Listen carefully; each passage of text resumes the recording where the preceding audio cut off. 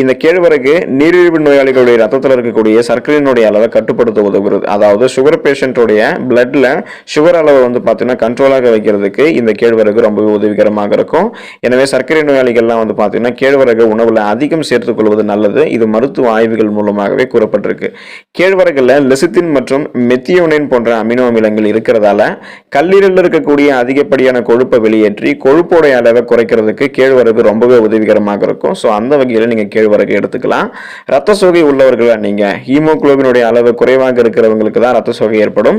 So அந்த மாதிரி நீங்க இருக்கீங்க அப்படின்னா நீங்க இந்த கேழ்வரகு எடுத்துக்கும் போது உங்களுக்கு தேவையான அந்த இரும்பு சத்து கிடைத்து ஹீமோகுளோபினுடைய அளவு அதிகரிக்கிறதால ரத்த சோகைன்னு சொல்லக்கூடிய அனிமியா நோய் உங்களுக்கு குணமடைகிறதுக்கு நீங்க கேழ்வரகு எடுத்துக்கலாம். இது உங்களுக்கு அற்புதமான மருந்தாக இந்த கேழ்வரகு உங்களுக்கு விளங்கும்.